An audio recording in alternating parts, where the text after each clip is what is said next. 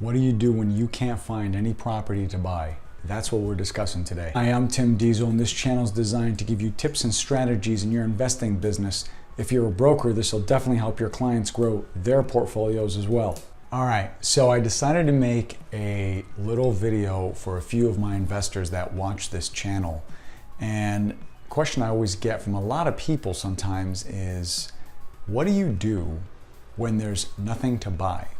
You've made your analysis, you've submitted offers, none of the numbers make sense, maybe there's too many repairs that need to be done on the property. What do you do when you just can't find any property? Nothing makes sense. You've checked retail, apartments are astronomical, maybe a warehouse, you can't find the right tenant. It could be anything. What do you do?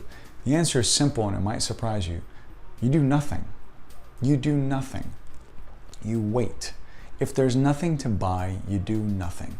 And you wait, you analyze. You're always looking. Constantly keep looking. Keep talking to your brokers in different marketplaces. Keep talking to your owners that want to sell.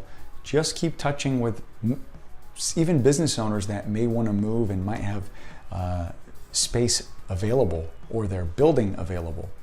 But do not go into anything right now unless you're sure you want to make the right investment and you know you can turn it around. Maybe it's a property that you bring your business in. If you're buying an apartment building, if you're not getting the deal that you want on a property, you should not be buying it. And I understand the conditions of the market right now are not very favorable for most investors, but don't just jump into something. That makes absolutely no sense. So I tell everybody, hey, look, if it takes us a month or a year, we're going to find the right property. We're going to find the perfect one. It's going to make sense to you. It's going to be profitable. You're going to love managing it. You're going to be proud that you own it.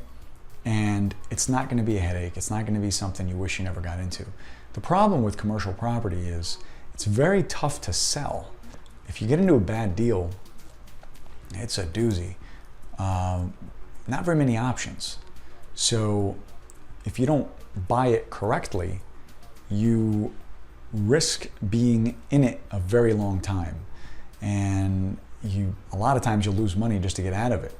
So you really can't put together those creative owner financing deals that we talk about.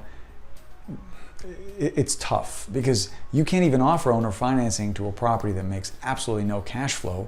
It's not going to make sense to anybody. So if you can't put the right deal together in today's market, just don't buy anything. And that's going to keep you out of a lot of trouble. And you really can't mess up. Just keep stashing away, putting your money to the side, look for better deals, better terms, whatever it is. Go back to the same people. Maybe they'll want to sell. Maybe they'll reduce their asking price. Maybe their cap rates start going up a little bit.